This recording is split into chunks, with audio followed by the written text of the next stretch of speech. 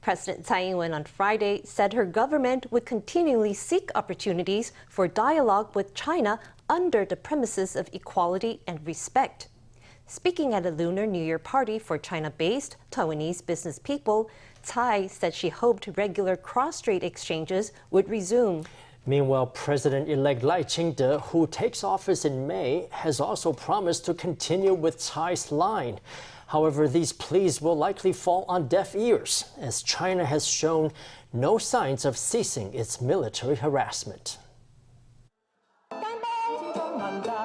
Every year, many China-based Taiwanese business people return to Taiwan to celebrate the coming of the new Lunar Year.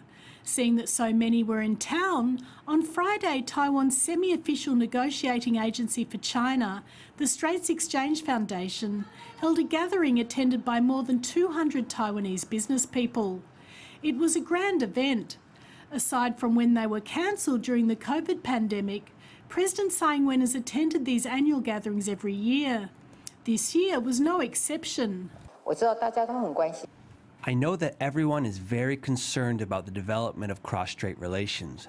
Maintaining the status quo of peace in both the region and Taiwan Strait is not only a current international consensus, but also the responsibility of both sides of the Taiwan Strait.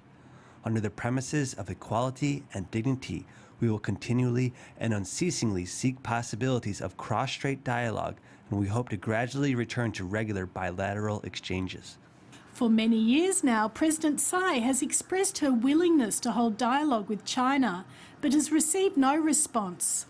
Instead, Beijing has sent warplanes and warships in Taiwan's vicinity as a form of harassment.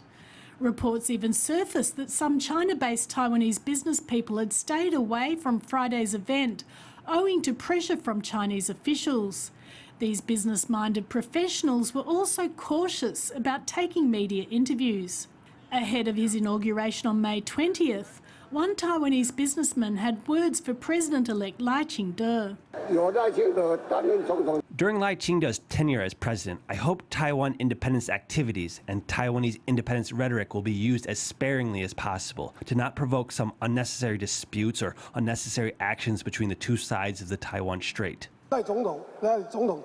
President-elect Lai has repeatedly emphasized that he'll continue with President Tsai's fundamental line of so-called maintaining the status quo. We hope that in the future, both sides of the Taiwan Strait can shoulder their shared responsibilities for peace in the Asia-Pacific and security and stability in the Taiwan Strait, and that we can replace confrontation with negotiation. The two sides of the Taiwan Strait should not be in a life and death struggle. Rather, they should be in a cooperative relationship that promotes their mutual achievements.